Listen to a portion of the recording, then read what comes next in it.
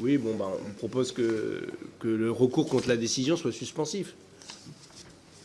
Voilà, comme dans plein de domaines, on pense qu'à un moment donné, les gens, pour pouvoir faire valoir leurs droits, ils doivent pouvoir le faire en étant dans des conditions de dignité, y compris quand on est à l'isolement comme ça, enfermé. C'est sans doute plus compliqué de se défendre.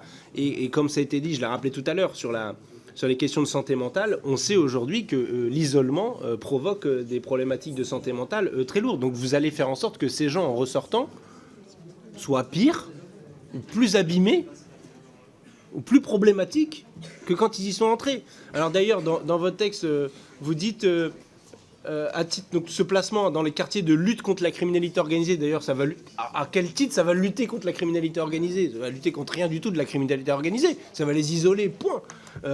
Voilà. Et c'est afin de prévenir la commission ou la répétition d'une infraction d'une particulière gravité. Mais en fait, avec ça, vous allez juste augmenter la récidive à leur sortie. C'est tout. Et si vous nous dites, oui, mais le problème, c'est qu'ils continuent de trafiquer depuis l'intérieur de la prison, bah, à ce moment-là, on va s'interroger sur comment ça fonctionne aujourd'hui à l'intérieur des prisons. Comment ça se fait qu'ils peuvent faire ça? Vous croyez qu'ils sont déjà pas à l'isolement, un certain nombre d'entre eux? Et que, alors qu'ils sont déjà à l'isolement, ils arrivent quand même à trafiquer depuis leur cellule?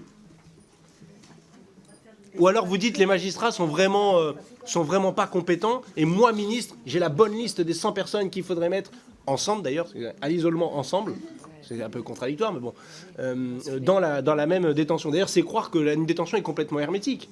J'espère en tout cas qu'il y aura un régime particulièrement favorable pour les agents pénitentiaires dans cette prison, pour qu'ils ne soient pas vulnérables à la corruption. Parce qu'il n'y a pas de trafic en détention sans qu'il y ait à un moment donné des gens qui au moins ferment les yeux. C'est la réalité dure, cruelle, du fonctionnement de l'administration pénitentiaire aujourd'hui. Merci, Madame Rigol, pour le 652.